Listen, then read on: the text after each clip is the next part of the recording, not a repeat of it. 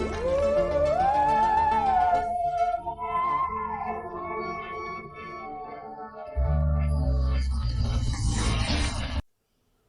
Morning and welcome to the टार education friends. टार education के डेली करंट अफेयर्स क्लास में मैं प्रकाश कुमार आप सभी का स्वागत करता हूं। आज है 18 अगस्त 2021। देखेंगे अब तक के सभी महत्वपूर्ण करंट अफेयर्स जो आपके आगामी सभी परीक्षाओं के लिए महत्वपूर्ण होंगे। साथ में देखेंगे ज़्यादा से ज़्यादा एक्स्ट्रा फैक्ट्स जो आपको औरों से आगे रखेगा। इस क्लास का PDF आप टार एजुकेशन के वेबसाइट और इन सभी सोशल मीडिया प्लेटफॉर्म से डाउनलोड कर सकते हैं। सभी का लिंक डिस्क्रिप्शन बॉक्स में दिया गया है। प्रश्न हिंदी इंग्लिश दोनों में है। आपसे आग्रह है कि क्लास अंत तक अटेंड करें, तभी आपको इस क्लास का महत्व पता चलेगा। और यदि क्लास परीक्षा उपयोगी लगे तो प्लीज़ वीडियो को लाइक कर देंगे, ज़्यादा से ज़्यादा शेयर करके टार एजुकेशन का सहयोग करें, क्योंकि अभी जितना मेहनत किया जा रहा है उस हिसाब से ना व्यूज हैं ना ही सब्सक्राइबर हैं। तो आप लोग के सहयोग से ही ये पूरा हो सकता है, तभी और इंटरेस्टिंग क्लास होगा और पढ़ाने का भी और अलग तरीका अपनाया जाएगा। और चैनल पर आप नए हैं या चैनल को अब तक सब्सक्राइब नहीं किए हैं तो अभी सब्सक्राइब बटन दबा दें, और पहले से सब्सक्राइब कर लिए हैं तो आपका बहुत बहुत धन्यवाद। तो चलिए बिना देर किए शुरू करते हैं आज का क्लास। पहला प्रश्न है, which bank has recently launched green and sustainable fixed deposit to save the climate change. हाल ही में किस बैंक ने जलवायु परिवर्तन से बचाने के लिए ग्रीन एंड सस्टेनेबल सावधि जमा, जिसको टर्म डिपॉजिट बोलते हैं, शुरू किया है? तो ये किया है HDFC बैंक ने। HDFC बैंक से संबंधित कुछ हाल ही में कुछ पॉइंट्स रहे हैं, न्यूज़ में रिलेटेड रहा है, जो आपके करंट अफेयर्स के पॉइंट्स ऑफ व्यू से एग्जाम्स में पूछा जा सकता है। देखिए, अंतर्राष्ट्रीय महिला दिवस के अवसर पर हाल ही में HDFC बैंक ने महिला उद्यमियों के लिए स्टार्टअप उन्नति पहल का शुरुआत किया था। और एक दो सप्ताह के अंदर का ये एक और न्यूज़ है कि दुकानदारों और खुदरा व्यापारियों के लिए नकदी की कमी जैसी समस्या को दूर करने के लिए HDFC बैंक ने दुकानदार ओवरड्राफ्ट स्कीम लॉन्च किया है। ये हाल फिलहाल के कुछ और भी बहुत सारे इसके पॉइंट्स हैं, तो एक ही क्लास में मैं इसमें इंक्लूड नहीं कर रहा हूँ। ज़्यादा एक ही टॉपिक से एक ही पॉइंट पर ज़्यादा पॉइंट्स आपको हो सकता है याद ना रह पाए, तो ये 2 पॉइंट मैं सबसे नज़दीक का था वो मैं यहाँ पे रखा हूँ। HDFC बैंक का मुख्यालय कहाँ है? मुंबई है। और MD and CEO Sridhar Jagdishan है। और tagline we understand your world ये है। अब चलिए बाकी ऑप्शन देखते हैं। इंडस इंड बैंक हाल ही में क्यों न्यूज में रहा है? तो हाल ही में RBI ने इंडस इंड बैंक को एजेंसी बैंक के रूप में कार्य करने की अनुमति दे दिया है। क्या होगा एजेंसी बैंक के रूप में इसको अप्रूवल मिलने से? तो अब तक जो जनरल सभी कार्य जो ग्राहकों के लिए करता था वो तो करेगा ही, इसके साथ ही अब सरकार द्वारा जो भी टर्नओवर होंगे, कुछ ट्रांजैक्शन होंगे, बॉन्ड्स बजाना होगा, सरकारी कार्य जो भी होंगे अब वो भी कार्य अब इंडस इंड बैंक कर सकता है। तो ये होता है एजेंसी बैंक के रूप में मान्यता मिलने के बाद। DSB बैंक ये क्यों न्यूज में है? तो हाल ही में मोस्ट इनोवेटिव इन डिजिटल बैंकिंग की सूची में शीर्ष स्थान प्राप्त किया है DSB बैंक। और DSB बैंक DBS नहीं DBS बैंक, यहाँ सुधार कर लेंगे। DBS बैंक कहाँ का बैंक है? ये सिंगापुर आधारित बैंक है जो इंडिया में भी सर्विस देती है अपनी। IDBI बैंक ये क्यों न्यूज में रहा है? तो IDBI बैंक में जो सरकार का शेयर है वो उसका 100% शेयर को बेचने का फैसला किया है केंद्र सरकार ने। इसके बारे में कुछ टेक्स्ट फॉर्म में आइए देखते हैं। देखिए, IDBI बैंक में 100% शेयर बेचने का फैसला सरकार ने किया है। और IDBI बैंक को RBI ने पहले ही निजी क्षेत्र का बैंक घोषित कर दिया है, वर्गीकृत कर दिया है। और IDBI बैंक में केंद्र सरकार का 40.5% शेयर है। और इसमें LIC इसका प्रमोटर है, उसी ने वही इसको अभी चला रहा है, उसका शेयर 49.24% है तथा अन्य 5.29% के साथ पार्टनरशिप में है। तो केंद्र सरकार जो का ये जो शेयर है इसका 100% शेयर बेचने का फैसला केंद्र सरकार ने किया है, इसलिए न्यूज में है। LIC के चेयरमैन अभी कौन है? AMR कुमार हैं, जिनका कार्यकाल हाल ही में बढ़ाया गया है। रिजर्व बैंक के गवर्नर कौन है? शक्तिकांत दास हैं, जो 25वें क्रम के गवर्नर हैं। चलिए, तो ये सब फैक्ट्स आपको मिले एक प्रश्न से, ये सब फैक्ट्स ऑप्शन में भी उतने सारे फैक्ट्स मैंने दिया। उम्मीद करता हूँ इस तरह का क्लास आपको पसंद आया होगा। चलिए नेक्स्ट देखते हैं। जम्मू कश्मीर सरकार द्वारा योजनाओं को समय पर पूरा करने के लिए उसे ट्रैक करने के लिए कौन सी ऐप लॉन्च किया है? तो उसका नाम ऑप्शन तो यहाँ है ही नहीं, अच्छा हाँ सॉरी, तो इसका है सही जवाब है प्रूफ। प्रूफ नाम से एक ऐप लॉन्च किया है जम्मू कश्मीर प्रशासन ने, सरकार ने। तो इससे क्या होगा, राज्य में जो भी योजनाएं चल रहे हैं, जैसे देखिए यहाँ पे है, चलाए जा रहे योजनाओं को समय पर पूरा करने के लिए, सभी योजनाओं की प्रगति को ट्रैक करने के लिए प्रूफ ऐप लॉन्च किया गया है। और इस जम्मू कश्मीर से संबंधित कुछ फैक्ट्स और हाल ही में क्या रहे हैं न्यूज़ में, जो करंट अफेयर्स में बन सकते हैं, वो आइए देखते हैं। निष्ठा एक प्रोग्राम है सरकार का, तो उसमें पहला स्थान हासिल किया है। इसको लागू करने में, निष्ठा प्रोग्राम लागू करने में जम्मू कश्मीर पहले स्थान पर है लागू करने के रूप में। निष्ठा का फुल फॉर्म क्या होता है? National initiative for school heads and teachers holistic advancement. और कुछ और है, जम्मू कश्मीर हाल ही में एक वहाँ पे एक प्रथा था, दरबार मूव प्रथा, इसको बंद करने का फैसला किया है, बंद कर दिया गया है। क्या है दरबार मूव प्रथा? तो इसमें क्या होता था, वहाँ पे जैसे श्रीनगर से जम्मू के बीच सर्दी और गर्मियों में उसके कार्यालय को अदला बदली कर दिया जाता था। गर्मी के दिन में सर्दी वाले ठंडी जगह पर, और गर्मी के दिन में तो फिर से देख लीजिए।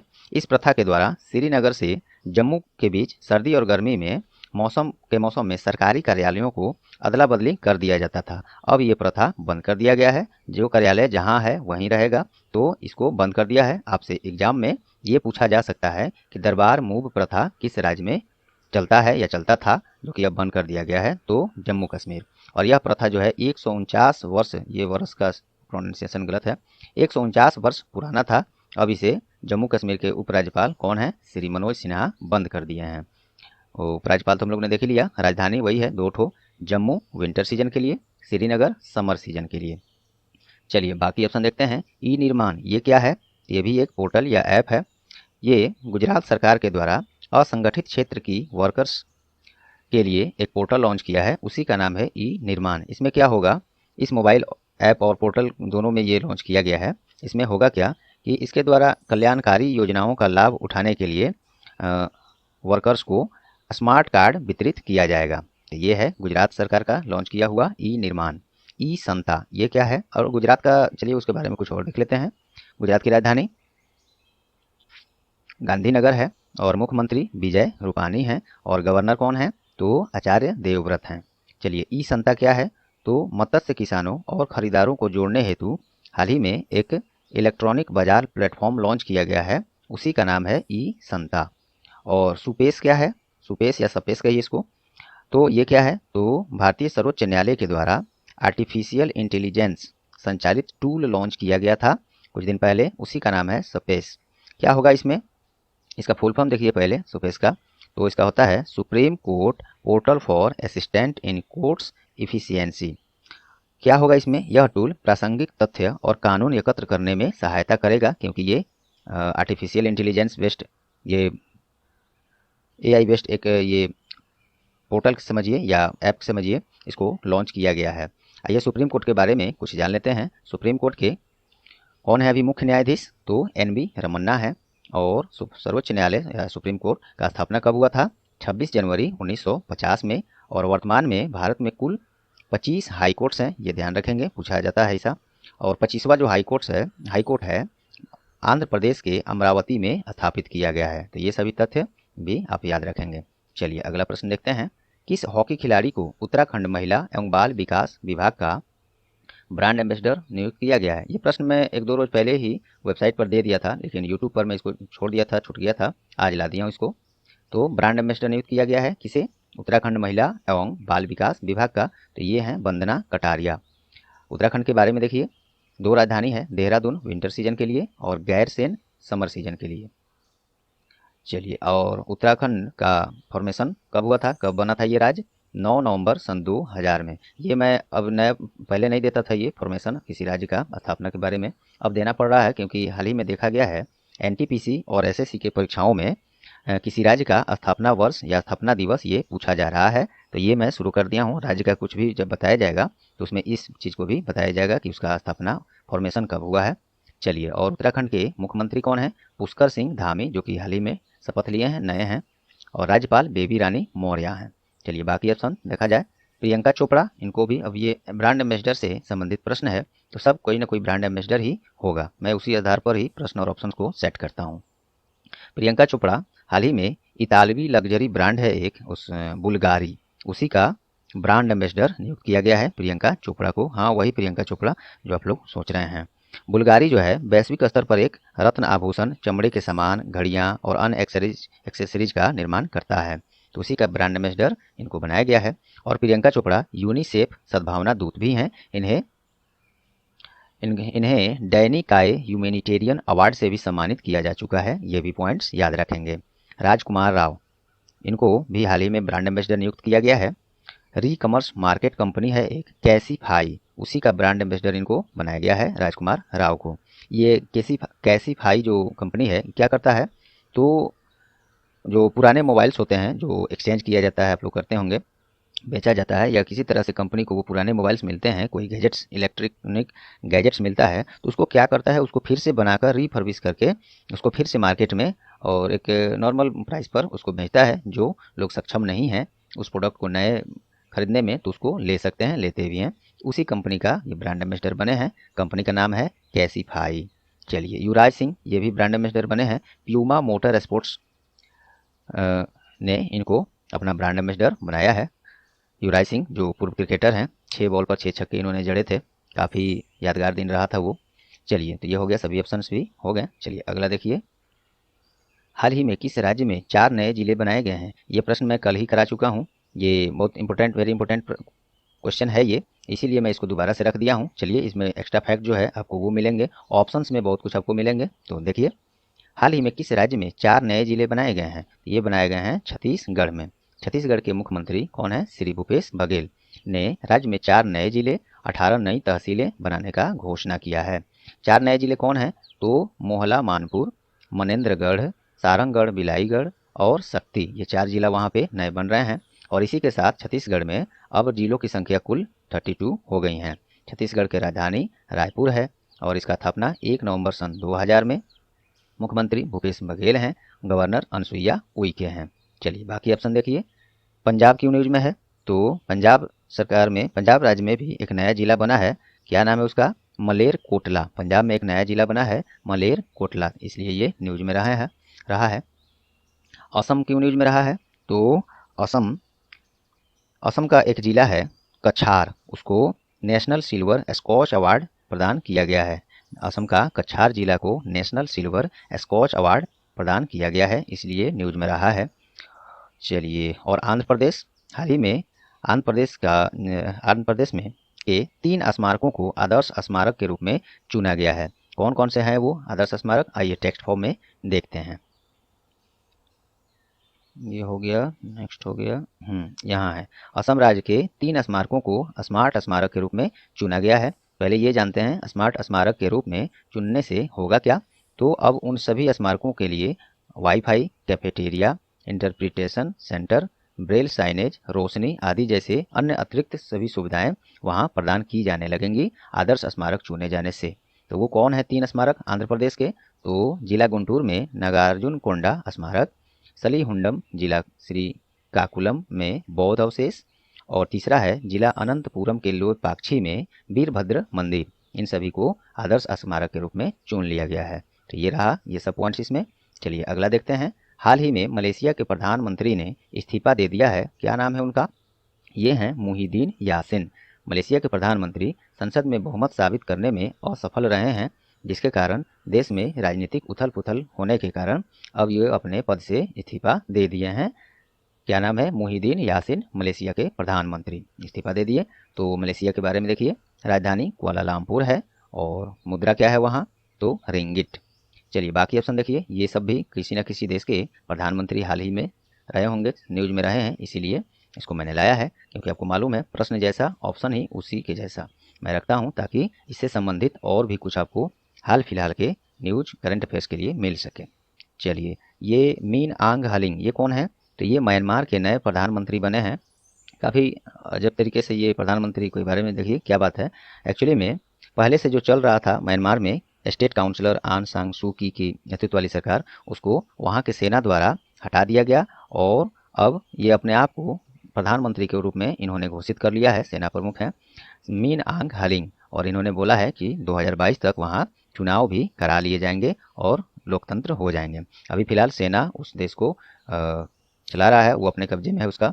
चलिए, निकोल पासियान ये कौन है? तो और म्यांमार के बारे में कुछ और जान लीजिए, उसका राजधानी क्या है? तो नेपिताऊ है, और करेंसी उसका म्यांमार क्यात है, और म्यांमार को बर्मा के नाम से भी जाना जाता है। निकोल पासियान ये कौन है? तो ये हाल ही में फिर आर्मेनिया के प्रधानमंत्री के रूप में दोबारा से चुन लिए गए हैं, इसलिए न्यूज में रहे हैं। आर्मेनिया का राजधानी येरेवन है, और मुद्रा आर्मेनियन ड्राम है। चलिए, गुइडो बेलिडो ये पेरू के नए प्रधानमंत्री के रूप में हाल ही में शपथ लिए हैं। पेरू की राजधानी लीमा है, करेंसी पेरुवियन सोल है, और राष्ट्रपति वहाँ पेड्रो कैस्टिलो हैं, वो भी नए बने हैं। चलिए, तो दोस्तों क्वेश्चन अभी और है बहुत है, अच्छे अच्छे क्वेश्चन हैं कल के जो भी बने हैं प्रश्न, वो मैं लाया हूँ, बने रहिए। एक बात ये मैं बोल रहा हूँ कि आप लोग क्लास को शेयर नहीं कर रहे हैं, ज़्यादा से ज़्यादा मैं बार बार रिक्वेस्ट कर रहा हूँ कि क्लास को आप लोग शेयर करें, ताकि हम लोग का टार एजुकेशन का फैमिली बढ़े, तभी पढ़ाने में थोड़ा इंटरेस्ट आए, क्योंकि ना व्यूज ना सब्सक्राइबर कुछ भी अभी नहीं बढ़ रहे हैं इस तरह से करने के बाद भी। तो इसीलिए मैं ज़्यादा एमसीक्यू नहीं बना पा रहा हूँ, क्योंकि उतना इंटरेस्ट नहीं आ रहा है आप लोग के कमी के कारण। तो आप लोग ज़्यादा से ज़्यादा इसको शेयर करें, ताकि हम लोग का फैमिली बढ़े और मुझे और इंटरेस्टिंग लगे क्लास कराने में। और क्योंकि अभी ये कुछ नहीं है, इससे भी बेहतर किया जा सकता है, क्योंकि कुछ भी किसी चीज़ का अंत नहीं है दुनिया में। जो आप कर रहे हैं, कहीं ना कहीं कोई ना कोई होगा जो आपसे बेहतर कर सकता है, या जो कर रहे हैं उसे बेहतर किया जा सकता है। तो वही मैं बोल रहा हूँ, मैं इससे भी बेहतर कर सकता हूँ, करूँगा, बस आप लोग साथ दें टायर एजुकेशन का। तो चलिए, इसके बाद अभी बहुत सारे क्वेश्चन हैं, उसको one liner form with extra facts ये स्टैटिक्स के साथ हम लोग देखते हैं। चलिए, तो ये भी प्रश्न मैं कल करा चुका था, इंपॉर्टेंट है, इसमें कुछ ज़्यादा पॉइंट्स मैं अलग से आपको बताने वाला हूँ, ये आपके लिए काफ़ी महत्वपूर्ण होगा। देखिए, केंद्र सरकार ने 75वें स्वतंत्रता दिवस के अवसर पर कितने नए वंदे भारत ट्रेन चलाने का फैसला किया है? तो 75, क्योंकि इस बार हम लोग 75वें स्वतंत्रता दिवस मनाए हैं। तो सरकार का कहना है कि अगले 75 सप्ताह में जो है देश के विभिन्न हिस्सों को जोड़ने के लिए 75 नए वंदे भारत ट्रेन चलाया जाएगा। सबसे पहला वंदे भारत ट्रेन 15 फरवरी 2019 को नई दिल्ली से वाराणसी मार्ग के बीच चलाई गई थी। चलिए, रेलवे के बारे में कुछ और जानते हैं। पहली ट्रेन कब चलाई गई थी? तो बॉम्बे के बोरी बंदर स्टेशन से थाने स्टेशन के बीच 34 किलोमीटर की दूरी के लिए 16 अप्रैल 1853 में चलाई गई थी। और रेलवे बोर्ड की स्थापना 1905 में। भारत के पहले रेल मंत्री कौन है? जॉन मथाई हैं। और वर्तमान में अभी रेल मंत्री कौन है? तो श्री अश्वनी वैष्णव। और एक 2-4 रोज पहले का न्यूज है कि भारतीय रेलवे ने यात्रियों के लिए रेल मदद नाम से वन स्टॉप सॉल्यूशन लॉन्च किया है। इसमें क्या होगा? रेलवे इंक्वायरी से लेकर सुरक्षा, अन्य जो भी सहायता चाहिए पैसेंजर को, तो वे लोग इस रेल मदद ऐप, इसमें कई तरह से इससे सहायता लिया जा सकता है, जैसे web, mobile app, SMS, social media और हेल्पलाइन जो 139 है, इन सभी के थ्रू रेल मदद के पोर्टल से सहायता लिया जा सकता है। इसी के लिए इस रेलवे ने अभी हाल ही में शुरू किया है। चलिए, अगला देखते हैं। उपराष्ट्रपति एम वेंकैया नायडू के द्वारा कहाँ इनोवेशन एंड डेवलपमेंट सेंटर का आधारशिला रखा गया? तो ये बेंगलुरु में। उपराष्ट्रपति एम वेंकैया नायडू के द्वारा Jawaharlal Nehru centre for advance scientific research JNCASR Bengaluru में नवाचार और विकास केंद्र का आधारशिला रखा है। कर्नाटक का राजधानी बेंगलुरु है। इसका फॉर्मेशन बना कब था ये राज्य? 1 नवंबर 1956 में। और मुख्यमंत्री बसवराज बोमई ये हाल ही में नए मुख्यमंत्री बने हैं, याद होना चाहिए आप लोग को। राज्यपाल थावरचंद गहलोत हैं, ये भी नए बने हैं। चलिए, अगला है। हाल ही में जारी पुस्तक द ग्रेट हिंदू सिविलाइजेशन किसके द्वारा लिखा गया है? तो पवन कुमार वर्मा के द्वारा। पवन कुमार वर्मा भारतीय विदेश सेवा अधिकारी तथा राज्यसभा में सदस्य रह चुके हैं। उन्होंने ही लिखा है द ग्रेट हिंदू सिविलाइजेशन। इसमें और भी इसका लंबा नाम था बुक का, लेकिन एग्जाम्स में आपको इतना ही से पूछा जाएगा। चलिए, अगला है। हाल ही में किसे जाम्बिया के नए राष्ट्रपति के रूप में चुना गया है? तो हाकैंडे हिचिलेमा ये जाम्बिया के नए राष्ट्रपति के रूप में चुने गए हैं। जाम्बिया का राजधानी लुसाका है, और मुद्रा वहाँ जाम्बियन क्वाचा है। चलिए, अगला है। हाल ही में किस भारतीय ग्रैंड मास्टर ने स्प्लिमबर्गो ओपन शतरंज टूर्नामेंट जीता है? तो रौनक साधवानी ये भारतीय ग्रैंड मास्टर हैं। ये 10 वर्ष के जब थे, तो रौनक साधवानी 2015 में जो अंडर-10 राष्ट्रमंडल खेल हुआ था, उसमें ये चैंपियन रहे थे। तो इस बार इन्होंने स्प्लिमबर्गो ओपन शतरंज टूर्नामेंट जीता है। चलिए, 15 वर्ष इनका उम्र है। अगला देखिए। हाल ही में दुनिया के दूसरे सबसे बड़े रिफर्बिश्ड जीन बैंक का उद्घाटन कहाँ किया गया? तो नई दिल्ली में। केंद्रीय कृषि मंत्री जो अभी वर्तमान में है कौन है? श्री नरेंद्र सिंह तोमर। इन्हीं के द्वारा national bureau of plant genetic resources Pusa नई दिल्ली में है। उसी में दुनिया के दूसरे सबसे बड़े, दुनिया से दूसरे है तो ये इम्पोर्टेंट है, ये दूसरा दुनिया के दूसरे सबसे बड़े रिफर्बिश्ड जीन बैंक का उद्घाटन किया गया है। और इसका उद्देश्य क्या है? तो भावी पीढ़ियों के लिए पालक आनुवांशिक संसाधनों के बीजों को संरक्षित करने हेतु ये इसका उद्घाटन किया गया है। अगला देखिए, हाल ही में कौन फायर स्टेशन वाला भारत का पहला अस्पताल बन गया है? तो ये पहला शब्द लगा है, वेरी इंपॉर्टेंट है ये एग्जाम्स के लिए आपके।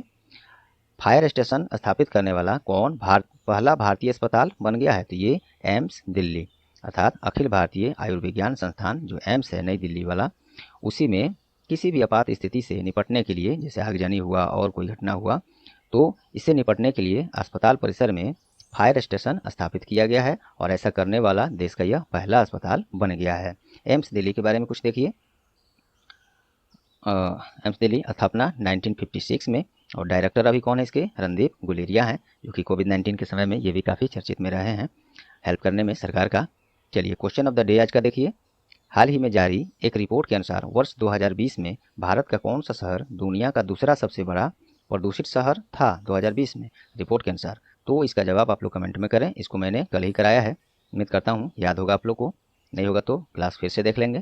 तो चलिए दोस्तों, उम्मीद करता हूँ आज का क्लास आपको परीक्षा उपयोगी लगी होंगी। यदि हाँ तो प्लीज़ वीडियो को लाइक कर दें, ज़्यादा से ज़्यादा शेयर करके स्टार एजुकेशन का सहयोग करें। और चैनल पर आप नए हैं या चैनल को अब तक सब्सक्राइब नहीं किए हैं तो अभी सब्सक्राइब बटन दबा दें, और पहले से सब्सक्राइब कर लिए हैं तो आपका बहुत बहुत धन्यवाद। और बेल आइकन भी साथ में दबा दें, जिससे आगे आने वाले सभी महत्वपूर्ण क्लास के नोटिफिकेशन आपको सबसे पहले मिले। तो ये रहा आज का क्लास, मिलते हैं अगले क्लास में, तब तक के लिए goodbye, all the best.